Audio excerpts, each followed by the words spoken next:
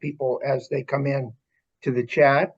Welcome. I'm Dean Hebel. I'm the Executive Director of 10 at the Top, and I'm going to serve as our host for today's session. And for those who are not familiar, this is our monthly Upstate TATT Chat. We've been doing this since the first week of April of 2020, and we do this once a month. And we always look forward to having great conversations from leaders who are doing great things across the upstate. Today, our keynote speaker is actually from across the state, representing one of our state organizations. So glad to be doing that. I'm going to share a little bit about 10 at the Top and some of the things we have going on before we get into our agenda for today. It has been a busy fall already. I'm sure everybody is feeling that within your own organizations. We are, one of the ways we measure our engagement and success is through the number of regional engagements that we host or are a part of. And so far this year, we have done 74 regional engagements with more than 2,500 participants. So that's on par for another pretty full year for us.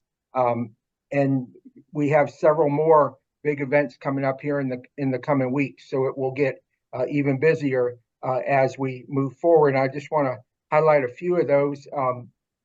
The first one coming up next Tuesday, you heard some banter about it a minute ago, our annual Peak Young Professionals event. We've been doing this since 2016, and it is a great event, afternoon and early evening event where we bring in, we have so many young professionals groups in the upstate, and we do not have a 10 at the Top YP group because we don't want to repeat what many others are doing, but we've been hosting once a year, bringing them all together since 2016, and also to engage with professionals, with more senior leaders from across the upstate. We got a great group of roundtable leaders that will be part of that event, and then some great panels and things of that nature. Celeste has put the link in the chat, and you can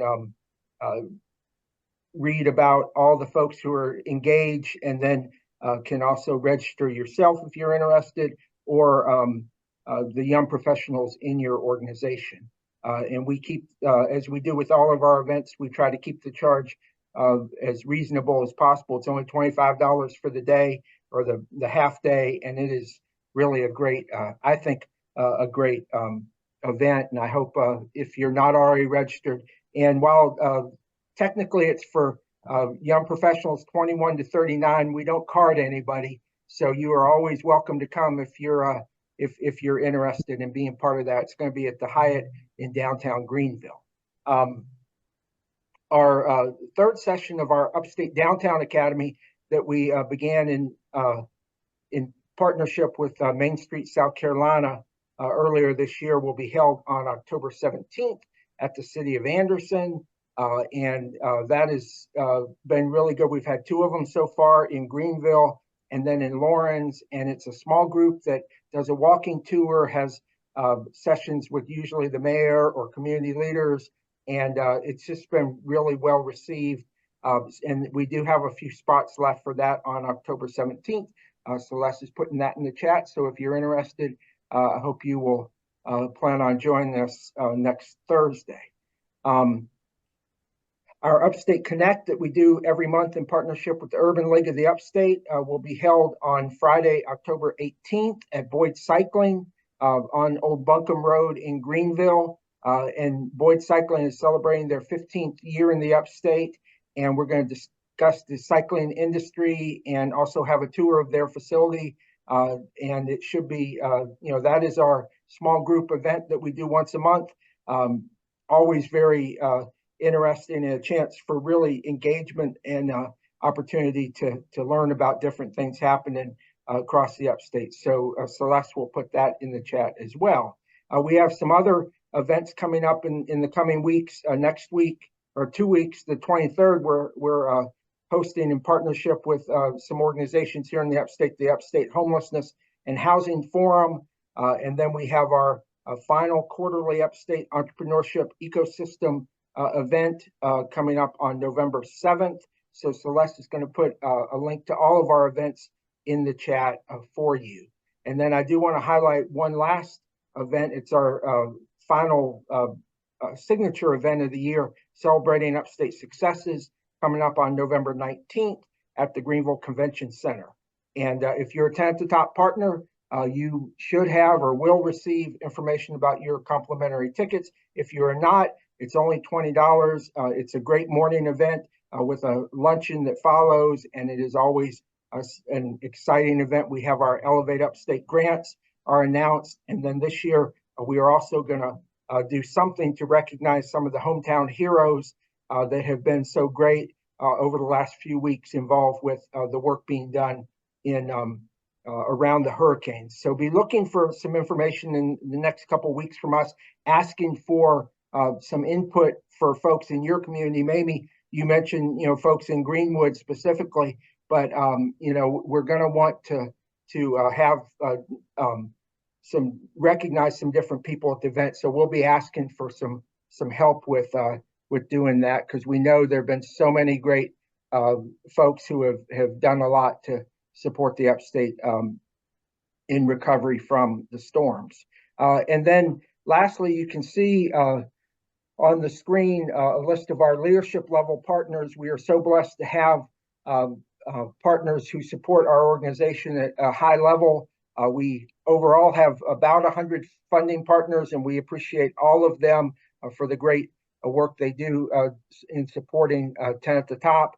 If your organization is not a funding partner, as Todd Horn said a few weeks ago at our summit, we always have room for one more or two more. So if you're not a current partner, I think Celeste is putting a link in there, or you can talk to me, and we'd love to get your organization as a partner for TATT at the Top. So with that, I'm going to turn it over. We're going to flip things a little bit because Bernie, I think I saw Bernie just came on, but we're going to give him a chance to breathe. He's had a full big meeting today. He may share a little bit about that in his time, but we're going to start with our resource update today. So I'm going to turn it over to Justine and let her introduce a great friend of ours for the resource update. Thank you very much, Dean. I do have the honor of introducing Jessica Seal, who she has been the facilitator of our Resilient Upstate initiative now for, it's like this, but also maybe a year or so. We met her through Dr. Candy Fredier with formerly DHEC, now Office of Public Health. Jessica Seal is with South Carolina Office of Rural Health, and she is amazing. Oh my gosh, there's so many things I could say, but I won't do a whole bio for you. I'll just let you talk about it through your presentation. Thank you, Justine. I definitely see some of our partners on here. If I were in the room, I would say with a show of hands, how many folks are familiar with our office, but I'll just move forward, assuming that you're not, and tell you a little bit about us. Let me see here, sharing my screen. Okay, you guys, let's see.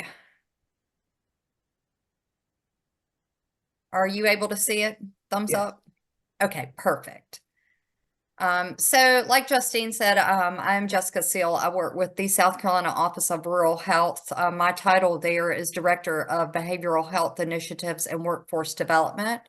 And you might be wondering why we're going to be talking about behavioral health initiatives in this particular presentation, but like Justine alluded to, actually, Justine, almost 2 years ago now, Candy brought me and I met Dean and Justine, and we started working on our initiative Resilient Upstate, which you guys may know about, but I'm going to talk a little bit about that. And another project in our office that is really focused on working with businesses. But our office is a nonprofit. It's one of 3 in the country, Michigan and Colorado. We've been around since 1991. We are, again, a nonprofit organization with a mission to close the gap in health status between rural and urban communities in South Carolina. We have 2 offices. This top office here is located in Lexington, South Carolina, and we have our Family Solutions office that's located in Orangeburg, South Carolina. 32% of our population in South Carolina is considered rural, but I can tell you that every county in our state has a rural pocket. So what that means for my work is there is no county that I don't work in. Specifically, though, most of my work is focused in our more rural communities across the state. In our state, we have 3 critical access hospitals. We have 26 rural hospitals, 106 rural health clinics. Some of those are owned by some of our larger health systems now. We have 229 FQHC community health center sites and 76 free clinics. So these particular organizations, I did not have drug and alcohol commissions on here or mental health facilities, but these are the folks that are taking care of our most vulnerable populations across the state. And you can see where they're located here by this map. So what does behavioral health looking like in rural South Carolina and really all of South Carolina? These are some of the issues that we face when we're addressing our behavioral health needs. Obviously, access to care can be a challenge in our rural areas. Stigma and misinformation, providing accurate education for general public, but those seeking services, really working to develop partnerships and breaking silos. Cost is very prohibitive. Trust in some of our rural areas, also within the medical community, privacy when seeking services. And if you work and live in South Carolina, you know that transportation is always on that list as an issue across healthcare problems. So in 2023, in February, Dr. Candy Fredare approached me and said that she was working with Dean and Justine at TATT at the Top. And many of you may have participated in the data walks in the counties that really started this conversation around behavioral health. What those data walks did was showed that behavioral health is an issue or a challenge in every single one of the counties that TATT at the Top serves. If it was not the #1 challenge, it was #2. And like any good steward of public health, you go in, you show these issues, but you want to definitely not leave the communities to solve this problem on their own. So in February 2023, we had a meeting of all behavioral health stakeholders across those 10 counties, hosted by our friends at TATT at the Top, and really started to do an evaluation of what are the greatest needs around behavioral health in this region? And as you can see, our meetings, what we really wanted to focus on was making sure that we weren't going to spend a lot of time talking about the issues. We really needed to figure out what those were, but also focus on action items. What were things that we could do collectively as a region of the state to really address some of these issues? And you can see on this particular slide, I won't go over all of them, but you know, education for parents and children. One big one that we're working on, I'll talk a little more about, is creating a business case for behavioral health services, unifying community efforts, strengthening partnerships, and formalizing a regional task force, which is exactly what we did. So in, I believe, January of 2024, we unveiled what this task force would look like, which is here you see our logo, Resilient Upstate, which is a partnership between TATT at the Top, the South Carolina Department of Public Health, and the South Carolina Office of Rural Health. Through that year-long planning phase that I just showed you guys, there were 4 key areas that came about from those meetings that we decided that we would focus on and develop working groups around. Those are stigma, and I would also say community education, behavioral health workforce pipeline development, behavioral health business linkages, and behavioral health systems. So very briefly, stigma is pretty self-explanatory, really working on a collection of what is already going on in the upstate and how can we work collaboratively and, you know, have events, have education opportunities in partnership with other organizations. The behavioral health workforce pipeline is really focusing on providing a visual aid for folks to understand what the pipeline of this workforce looks like, from the top tier of psychiatry all the way down to peer support. How do you get there? What does education look like for folks? you know, where can you work, and a multitude of other pieces to this, and getting this in the hands of folks that are either looking to enter this workforce or working with folks that are determining what their future looks like. So some of our higher ed, our businesses, professors, anybody that would have some influence or opportunity to get folks into this line of work. And then also behavioral health business linkages. Dean often says, you know, after COVID, many of business leaders, HR folks became counselors, mental health counselors. That is definitely one thing that came out of COVID, is really taking off that veil of behavioral health, where we started to talk a lot more about it, and folks started to come out and saying, you know, we need more help, we need more resources, and businesses were really feeling that. And so this is working with HR and public health.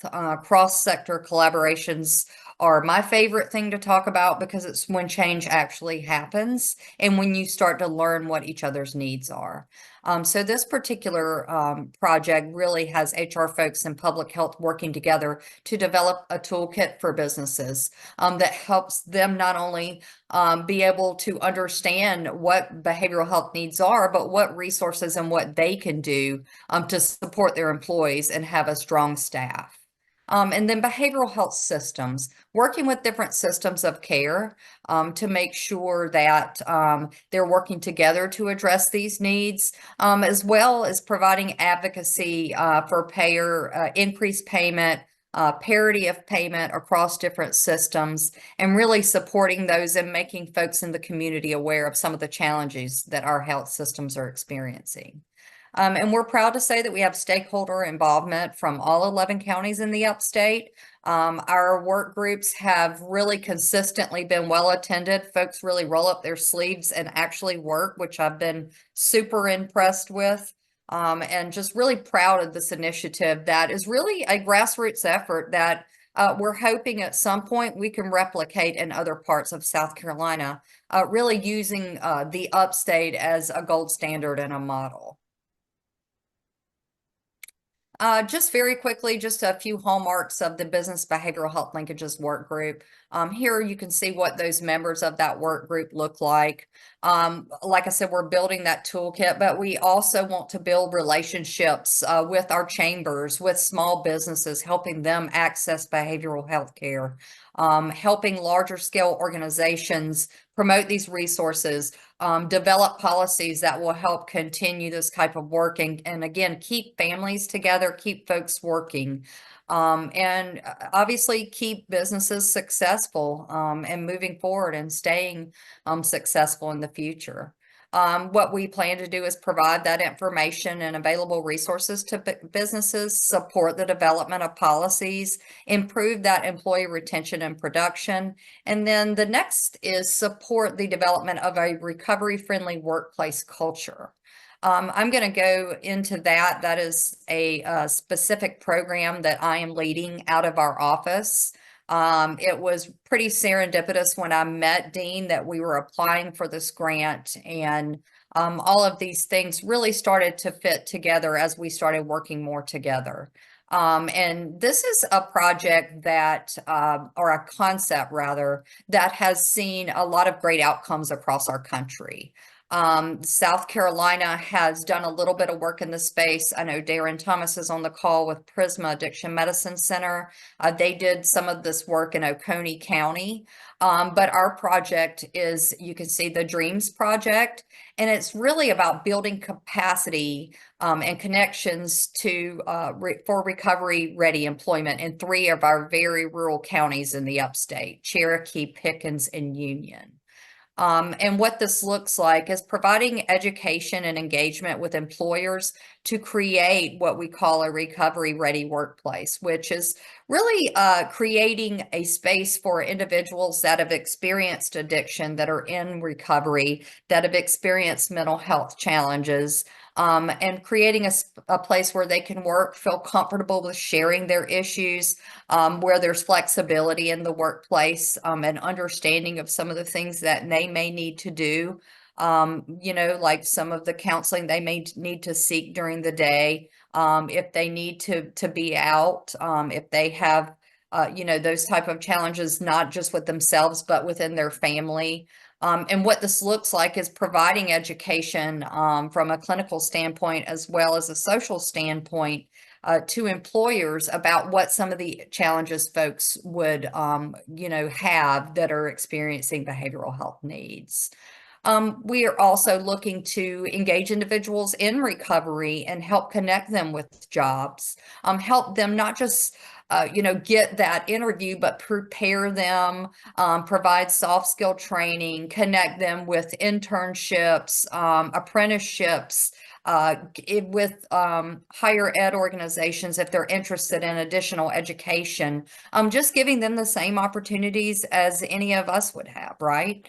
And then we developed a stigma reduction curriculum that can be used in other regions to, again, encourage that with employers and provide that opportunity for them to ask questions and learn more about this particular population.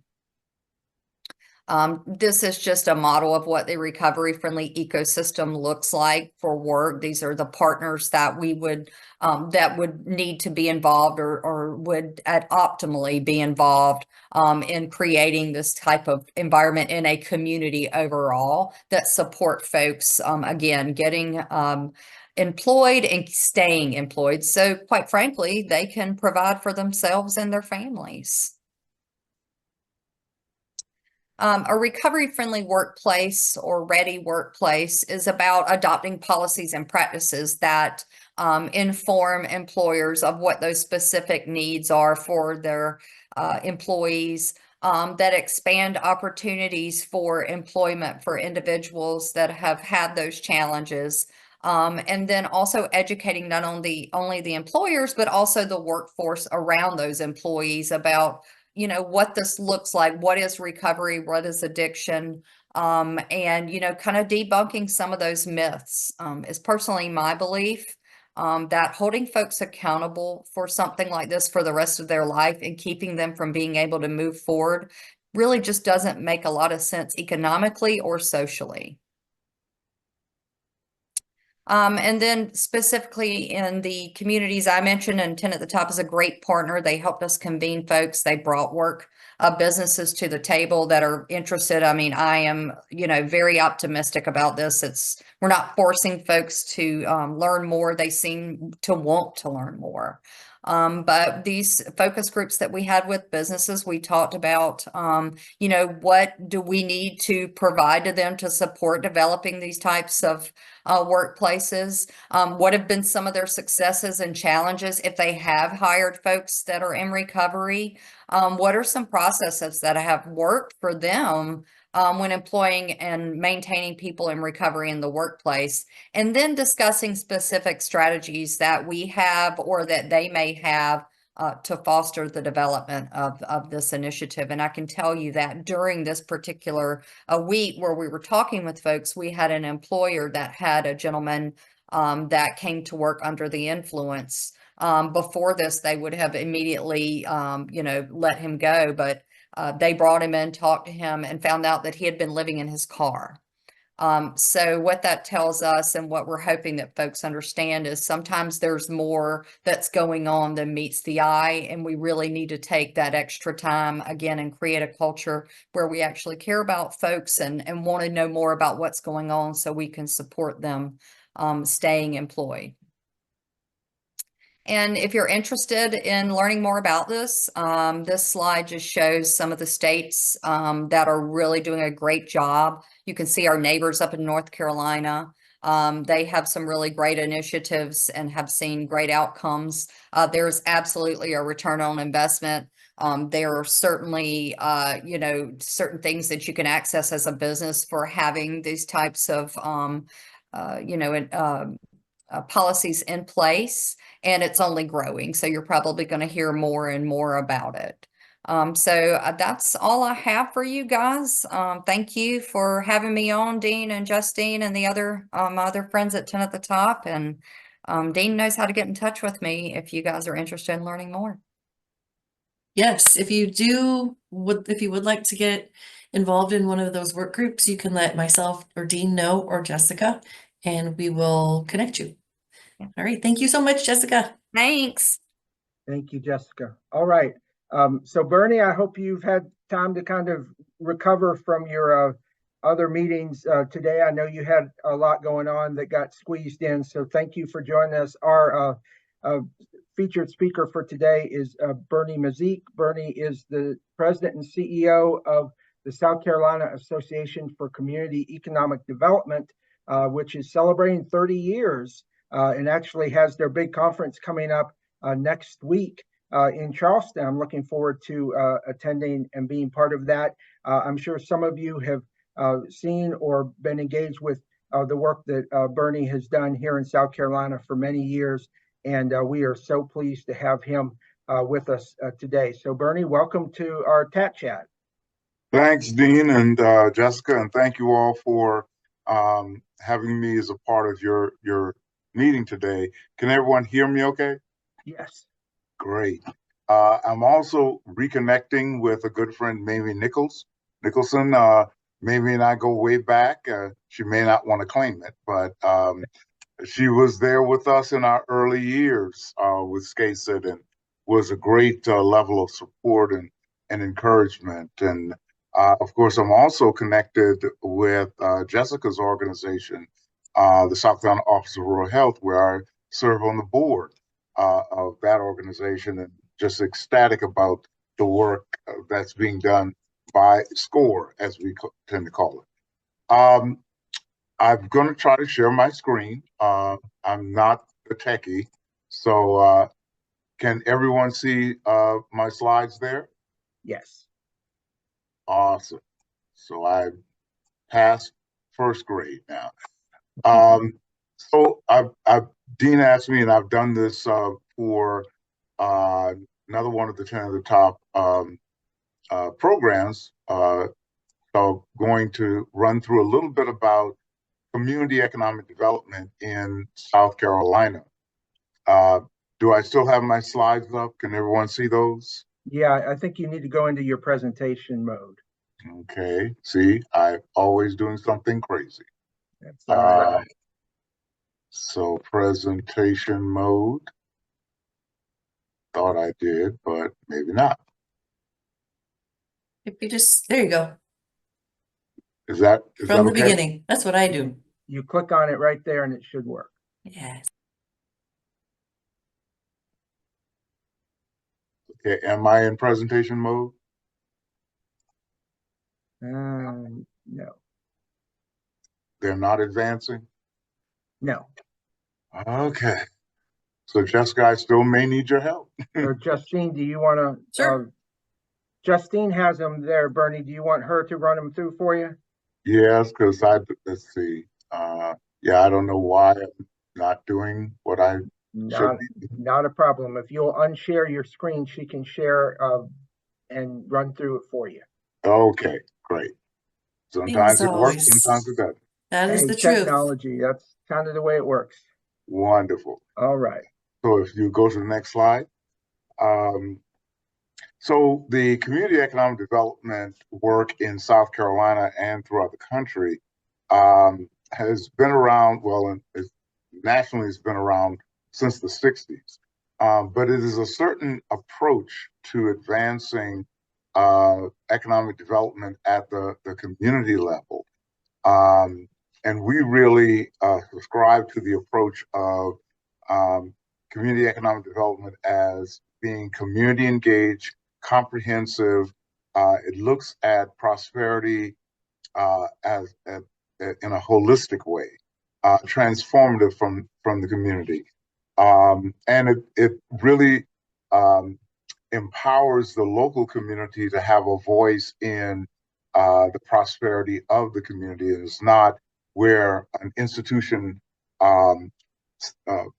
subscribes to the community of how they should advance their economic prosperity, but the community has a voice in what those priorities are, and how those priorities should play a role in creating real prosperity in the community. And it largely works in low wealth communities and marginalized communities, but of course we think it works in any community. Next slide, please. So the values that are associated with community economic development field is that those in the community must have a voice in what is happening in the community. Those considered the least in the community are assets. We don't discard them. They are valuable parts of the strategy. People should be empowered to control their own destiny instead of having others to drive that for them. They should be able to control their own destiny. Hard work, professionalism, and honesty are key elements to the success. Grassroots involvement in decision making is critical, where the just average, everyday folk in the community should be able to contribute to the economic strategy and the wealth building strategy of that community. Diverse partnerships are critical. The community economic development field is very broad, so it's not just isolated to maybe housing or job creation or small business development. It's very comprehensive, and so it requires a diverse array of partners to be a part of it. And success starts with one person committed to helping others. So you may say these are, common sense strategies, and we say yes, they are. But they are very helpful in the community economic development sphere. Next slide. I'm not going to go through all of these, but when we think of economic development, and we have had to do a lot of educating in South Carolina and still have to do a lot of educating in South Carolina, because when you talk about economic development, you often think of a traditional approach, which means the bigger the effort, the better. South Carolina, from a traditional economic development platform, looks at success based on the corporations we're able to attract in the Boeings, the BMWs, the Volvos, and the number of jobs that they generate. Those are good, but they are not the total picture. The traditional model also looks at attracting outside large capital projects. Oftentimes, you don't hear state investment in state-based efforts. It's usually, oh, we just attracted Volvo to the Low Country, and that's where the headlines go. Where we look also at the investments that are going right into local communities and local projects and celebrate those.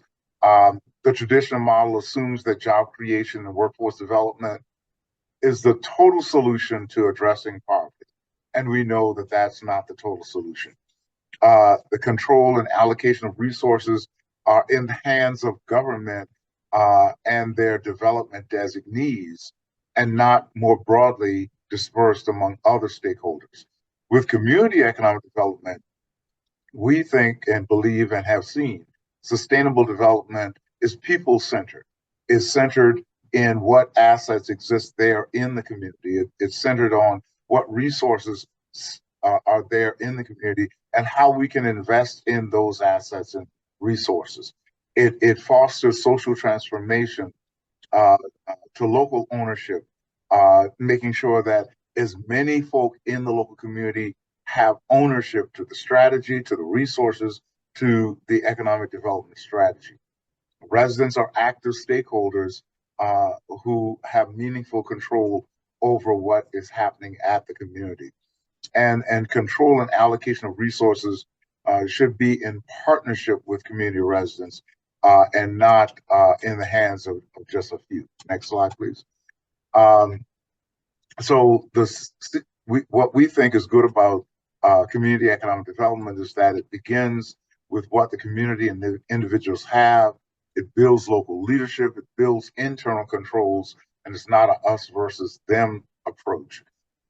Issues and solutions are defined holistically, because we realize that an issue in a community is probably not there because of one isolated situation, but it has a variety of factors that contribute to that.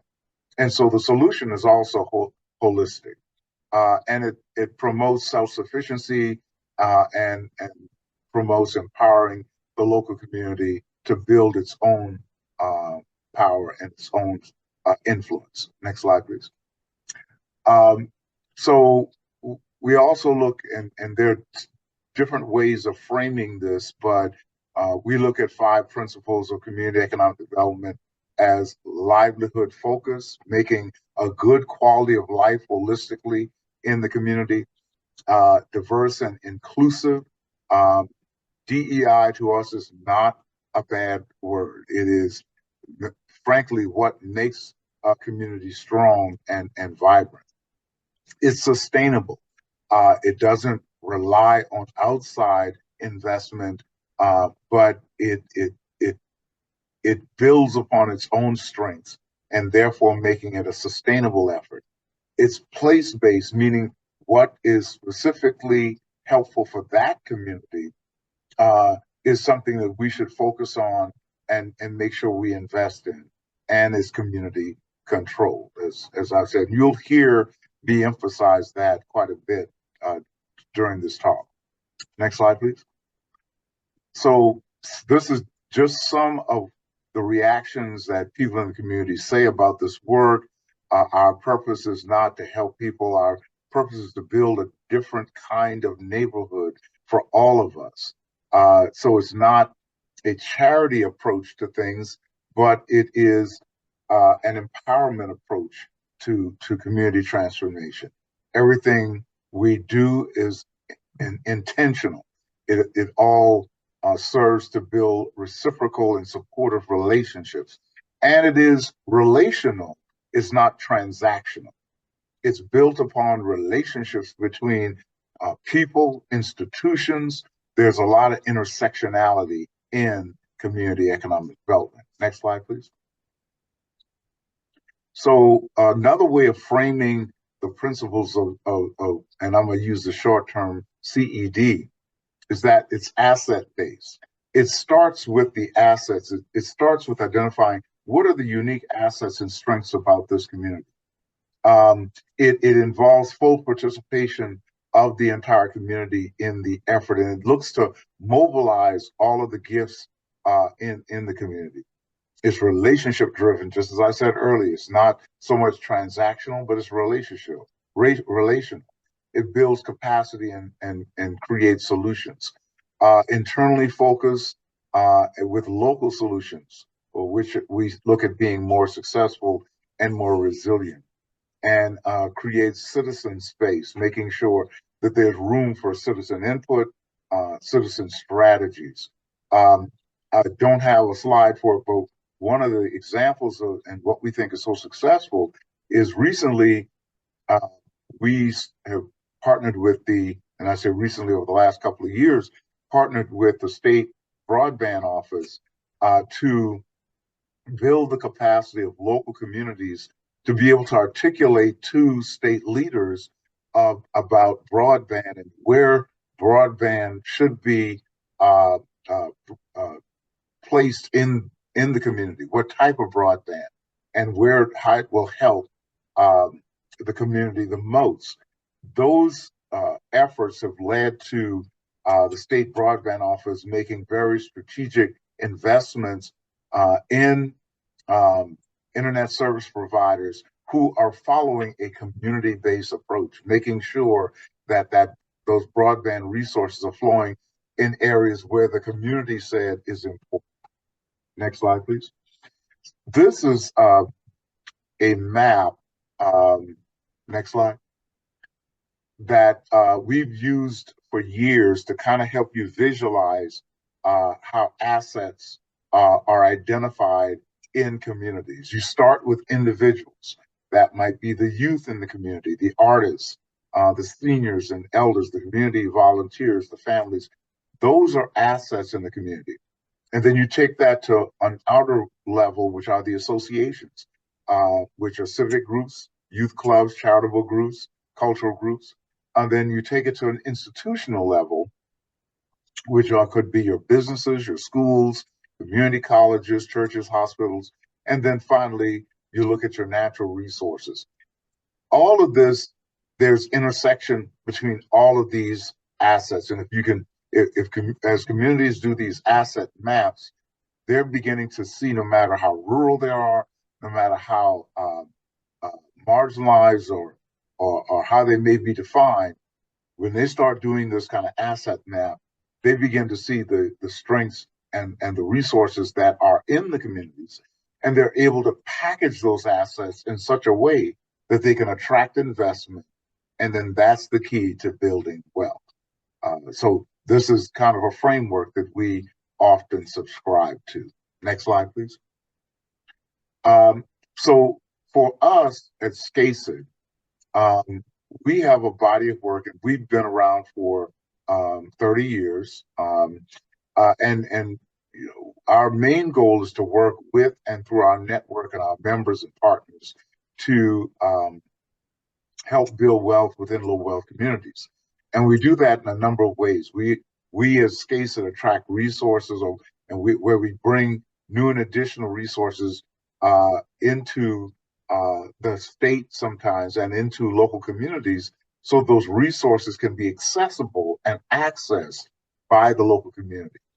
We develop organizations, and this is a core part of our work, is building the capacity of local nonprofit organizations, and sometimes even building the capacity of local branches of government to be able to develop strategies towards success and prosperity.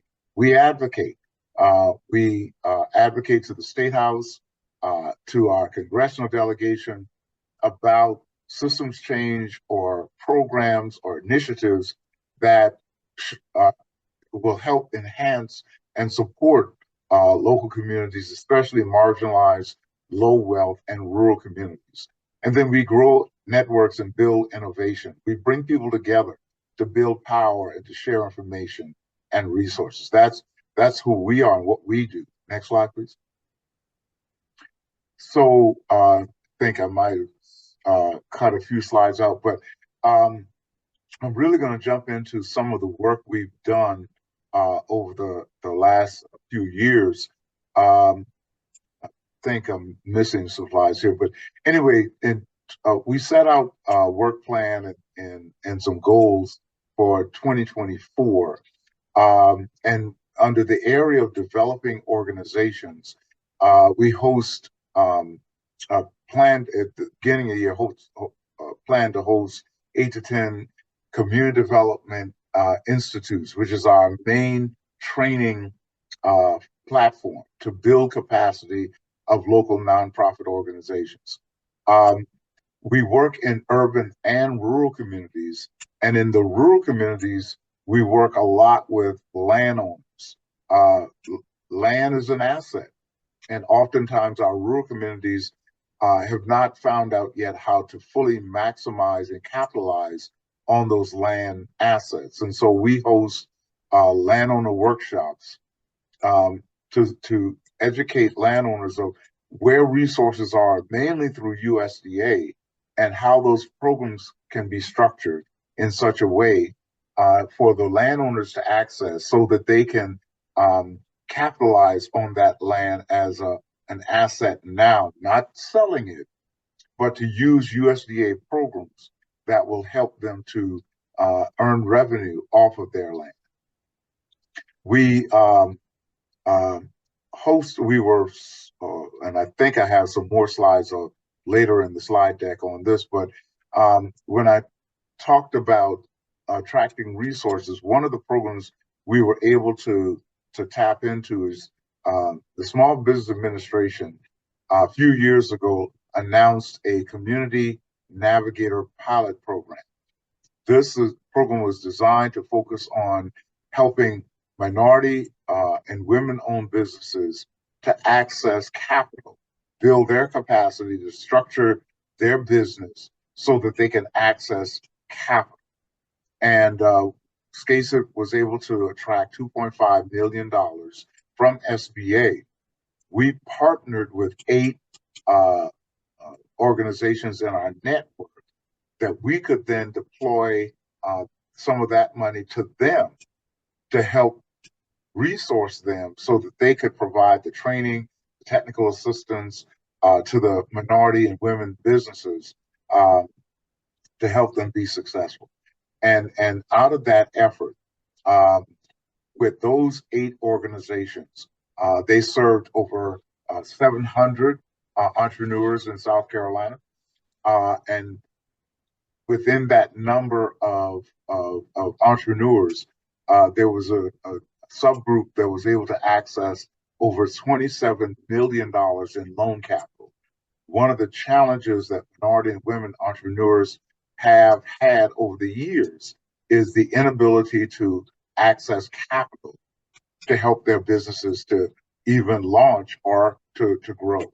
And so the Community Navigator program was a 2-year pilot program, and that success was a result over the 2-year period. With that kind of track record, we also partnered with Cummins Corporation. Cummins is an international engine company, and they have a presence in Charleston, South Carolina. After the George Floyd murder, Cummins, the international corporation, launched something called Cummins Care. And CARE is Cummins advocating for racial equity. And wherever Cummins had a footprint or had a local presence, they deployed some capital into that local market to help with inequities that exist among minority communities. And we partnered with Cummins and launched the Cummins Care Loan Program with a number of our other partners to deploy $560,000 in loan capital to African American entrepreneurs in the Charleston market. We're also doing some work around minority businesses with something we're calling the Low Country Minority Business Partnership, building out an ecosystem for to support minority entrepreneurs. And I'll just drop down the bottom that we manage the Opportunity Center, which is a enterprise here in the Low Country, where we and 4 other nonprofits co-own a building that is serving as a collaborative space, but also headquarters for nonprofits and businesses. And we have a business incubator in the center as well. Next slide, please. Yeah, I think I'm losing some of the slides here. Another area that I mentioned that we do is focus on advocacy. And this is just some of the work we did in 2023, where we advocate to the state legislature, in this instance, on policies that will specifically help and serve the communities that we represent. And so we focused on the reauthorization of a community development tax credit, which was originally authorized in the year 2000, that provided any investor or donor to a certified community development corporation or community development financial institution, that the investor or the donor would receive 50% of their contribution to certified CDC or CDFI. They'll receive 50% of that as a credit against their state tax liability. If they're investing, which means it's patient capital that they will eventually get back, they will receive 33% credit on the amount they invested in the organization. So it served as a great incentive to attract capital into organizations that are exclusively serving low-income communities, low-wealth communities. And that program has been very successful. We exhausted it, and we tried to get the legislature to reauthorize it. We also recognize predatory lending as an issue that affects low-income communities, where lenders extract money out of those communities by charging exorbitantly high interest rates, some as high as 300% interest on a small dollar loan. And we're trying to get the legislature to cap or mitigate the impact of those type lenders. And then a third area that we focus on is around affordable housing, trying to get the Housing Trust Fund to be structured in such a way that more of our community organizations, nonprofits, can access it. Next slide, please. One of the other areas under advocacy, and we've begun to put our toe into this water, and this is the year to do it, is we recognize during the primary earlier this year that voter engagement was very low. I'd be interested in your best guess of what the voter participation level was of eligible voters in South Carolina during this past primary, this June primary. I'll just jump ahead and tell you that it was less than 15% of eligible voters voted during this past primary. So in partnership with our members in our network, we recognize the need for greater voter engagement throughout South Carolina. We approach this work, first of all, to inform nonprofits that you can be involved in building power within communities through voter participation, not telling folk who to vote for, not getting into partisan politics, but there are things and strategies that nonprofits can participate in order to help advance civic engagement in our communities. So we launched a voter engagement, raising our voice strategy earlier this year, and hosted a webinar with our network and those who are connected with SCASID to educate folk of what they could do to animate the voters in their area. We had over 100 folk registered for this, over 60 attended. We also put resources out there and offered to provide small grants to nonprofit organizations that wanted to be involved with voter engagement. And we got over 52 applicants. We had a small pool of money, $30,000, and we did that in partnership with SE Counts, which is a census-oriented organization, and was able to provide small grants to about 46 of that 52 applicants, because the response rate was much higher than we had anticipated. This tells us that there's a lot of interest, there's a lot of energy out there to mobilize voters to participate. And so we hope we'll be able to continue this kind of work going forward, because we see 2030 as a key point during the next census to make sure that we can really grow and build the voices in South Carolina to be able to exercise that voice to make sure that policymakers know what the community's priorities are. Next slide, please. A little bit more on our advocacy work. I shared a little bit about reauthorizing tax credit, about predatory lending, and our housing policy work. We also are involved with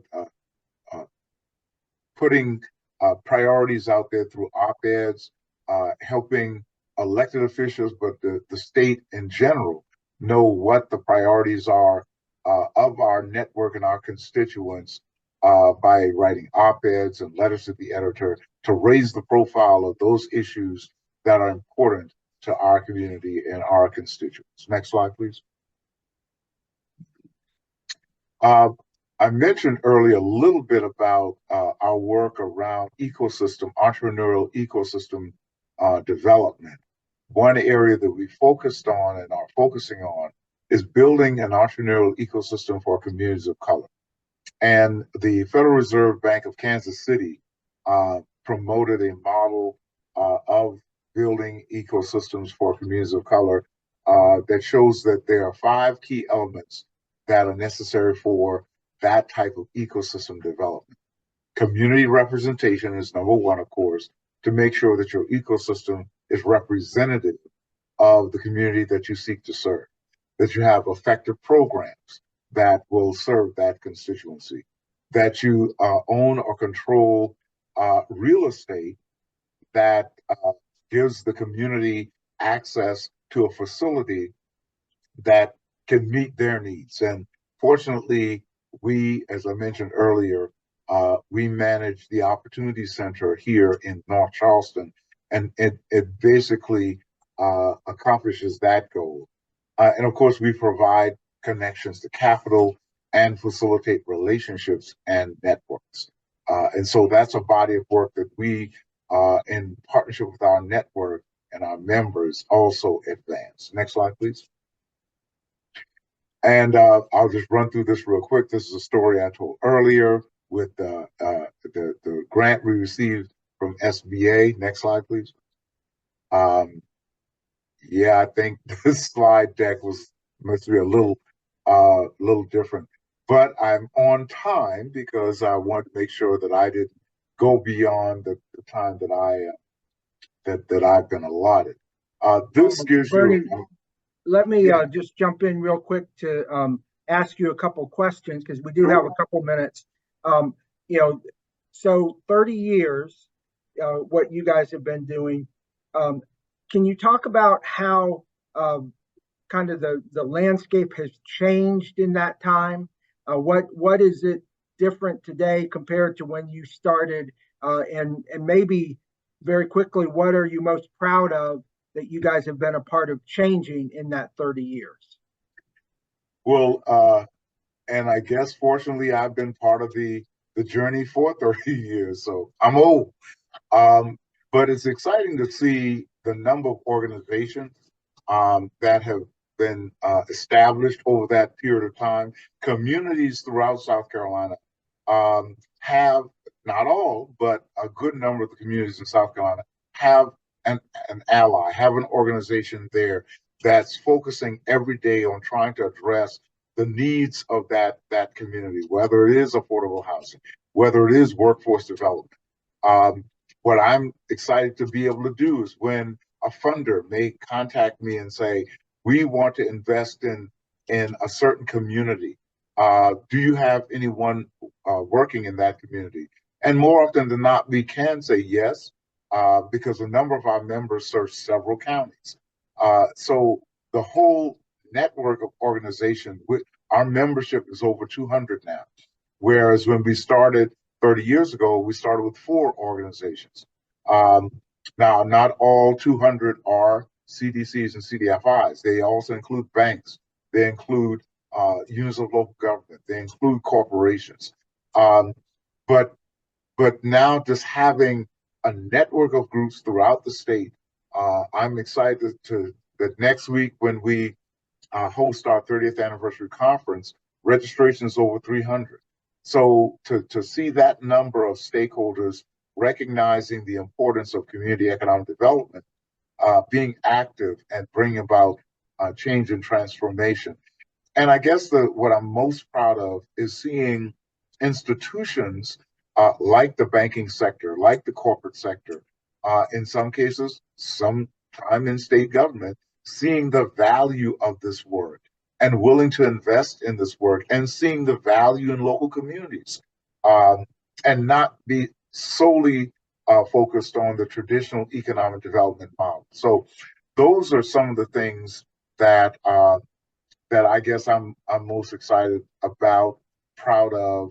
The Opportunity Center as a fixed asset is something I'm very proud of, because it is a symbol to the community that we can control real estate. We can have a model out here and a safe place to go and to explore a future filled with prosperity. So, I guess in a quick second, those are the things that come to my mind.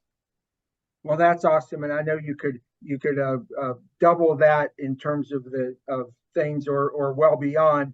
that you all have played an important role in. And I'm excited to be able to be there next week to learn more and to celebrate the 30th anniversary. For anyone who is not engaged with SCASID and the work that they're doing, but has an interest, we will be sending out the PowerPoint and everything from today. So please, encourage you to become engaged. As Bernie said, their members are very eclectic, as ours are at 10 at the Top. So it's really a great organization representing all communities in South Carolina. So Bernie, thank you for taking a little bit of time to be with us today and for all the great work you do. And we look forward to, as I said, seeing you next week at your conference. Great. Dean, thank you so much. And thank you all for the work that you're doing. And if anything we can do to help, please let us know. We're excited. Don't worry, I have a list. So we'll be talking about that. But so everybody, thank you so much for being with us today. Our next TAT Chat is on November 14th. Our guest is going to be Ryan Frout, who is the Senior Vice President of People at Milo's Tea, which is coming to the upstate with a new facility to talk about how they arrived at building a facility here in the upstate in Spartanburg County. So I hope you have a great rest of the week, rest of the month. We've got a lot of events going on in coming weeks, and hopefully we will see you there. And I hope you have a great rest of the afternoon. Take care. Bye-bye, everyone. Bye.